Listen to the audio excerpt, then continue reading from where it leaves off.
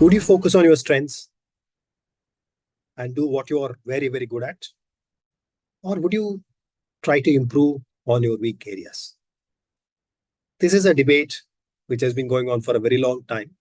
But the modern scientific evidence points to using your strengths far more than looking at and trying to improve on your weakness. I also personally believe in leveraging your strengths, playing on your strengths rather than worrying about your weakness. But doesn't mean that you can live with your weakness. Weaknesses have a tendency of pulling you down as much as the strengths have a tendency of pushing you up. So you need to manage your weakness. A lot of times people go confused when you use the term strengths, weaknesses, use your strengths, manage your weaknesses, and so on. So I'm going to tell you a couple of stories, two stories. One from Mahabharat, the story of Abhimanyu, and another story, The Verger from Somerset Maugham.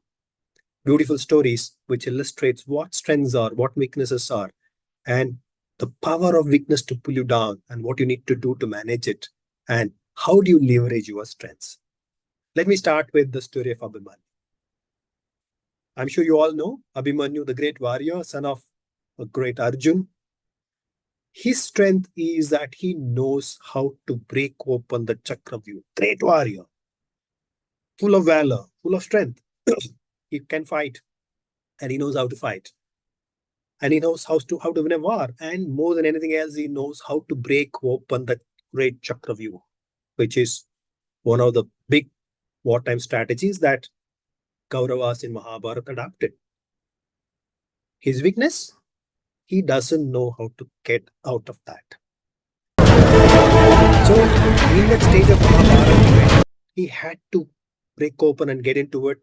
His uncle, Arjun's elder brother, Yudhishthir, tells Abhimanyu that he will support him. He tells Yudhishthir that he doesn't know how to come out of it. He hasn't learned that. But he goes into Chakravyuh, break opens, enters it, believing that Yudhishthir and others will be able to support him, and therefore he believed that he has managed his weakness. What happened is something that we all know. During that war, Yudhishthir and others could not even enter the Chakravyuh. By the time Abhimanyu broke it open and went in, Chakravyuh closed again, and others didn't know how to enter. And Abhimanyu was trapped. He was trapped, and his weakness pulled him down, and he paid for his weakness with his life.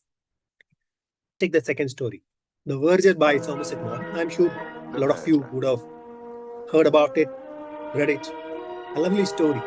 This is a story where this guy, Albert Edward, joins a church when he's 12 years old, lives in the church, does everything. He is the verger. He takes care of every single thing in the church and does it very well. And the Vakar, who's there, is very fond of him, and he ensures that this guy is comfortable over there and he's appreciative of his work. The Vaika moves on, and the new Vaika comes in, and the new Vaika is a stickler for rules. So one day, the new Vaika calls Albert. He's sitting with a couple of wardens, and Albert enters the room, and the new Vaika asks Albert, "Hey, Albert, what is this I'm hearing about you? I'm hearing that you can't read, you can't write. What is this?" Albert says, "Yes, you're right. What you heard is right." And he adds, the last vicar, the previous vicar, didn't worry about it. I know it is a rule somewhere in the rule book. I've not read it because I can't read, I can't write. But the previous vicar didn't really worry about it. He said that there's enough books to read already in the world, enough people are already reading. And personally speaking, I don't see much of a benefit of reading and writing. And whenever I need to write something, my wife takes care of it. The new vicar looks at him along with the wardens and tells him, "No, world is changing. I can't allow you to continue like this. I'll give you 3 months. You study, you figure out how to read and write. And if you do it in the 3 months, you continue. If you can't, you move on." Albert is heartbroken. He looks at the New Yorker continues and says that, no, this is not because of something that you have done wrongly. No, you're doing a wonderful job. You are very, very good at what you are doing, but rules are rules. So, while you are very perceptive, while you are able to take care of every small thing in the church, while you are able to take care of people who come in and make them comfortable, you are very, very good with people, very, very good with things. I have no problem, no complaints on any of that. In fact, I'm very, very appreciative of what you were able to do. But rules are rules. So please decide whether you want to read and write, and if you want to do it quickly. Otherwise, move on. Albert says you can't teach a old dog new tricks. I think I'm too old to learn reading and writing. Sorry, thank you. I want to move on. He takes an instant decision and comes out heartbroken from the church and wonders about what this world is, where this world has come in, and so on, so on. Walks around, realizes that he has come to a different part of London. He has, in his thought process, he has lost the usual way to his home. And in that state, because it is a chilly weather and winter conditions, he feels a need for a smoke. But he couldn't find a shop which is selling cigarettes. He goes to another shop, checks out another shop, same story. He can't find a cigarette.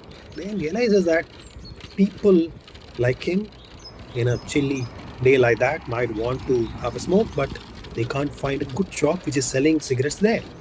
So he decides to take the risk and invest and open a shop.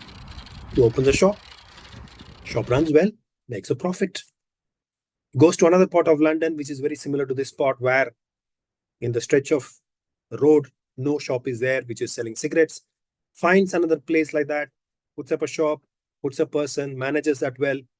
And in no time, he's the owner of 10 shops in London, which are all making great profit for him. He puts all that money into a bank, and one day the bank manager calls him. He has a meeting with the bank manager. Bank manager says, you're putting all that money in a savings account, and that's not earning great money for you. Why don't you use that money in this manner? I mean, these are new financial instruments. If you want to learn more about it, here is a literature you can read and come back to me. If you have any doubts, I will clarify. Albert smiles at him and says, I can't read, I can't write. I'm sorry. The bank manager is astounded.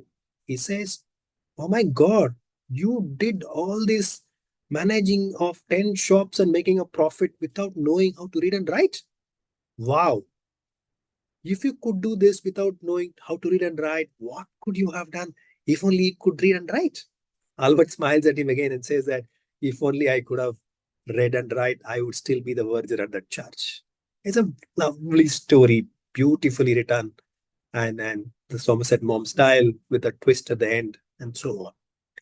Coming back to our question in terms of strengths and weaknesses, in the first story, you see Abhimanyu, great strength. He leverages his strength, breaks open the Chakravyu, enters. He trusted people to manage his weakness. That didn't happen, and he pays with his price. In the second story, also, he has a great weakness. Albert's weakness is his inability to read and write. His great strength is his ability to work with people, being perceptive, noticing things. So, as long as the old Vika was there, who was managing his weakness of not able to read and write, that didn't pull him down. The moment that person moved on, the new person came in, where the context had changed for Albert, the weakness pulled him down. He lost his job. But Albert decided to change the game. He left the field of church, which was a game where he was being pulled down, and entered a new game where his strengths could be deployed better. He's perceptive, he's good with people, he can get things done. He opens a shop, uses his strengths, and doesn't look back. So, great stories where it illustrates that you need to leverage your strengths, but you can't leave your weaknesses. If you leave your weaknesses, they will definitely pull you down. You need to manage it. Get people to manage it. Find a way of managing it. Find if your wife can read and write, let her manage it. If you can get into a profession where reading and writing is not important and that is not going to pull you down, enter that profession. Great learnings. Hope you've understood what strengths and weaknesses could be. And to leverage strength is important, but managing your weakness is as important. Thank you. See you in our next episode.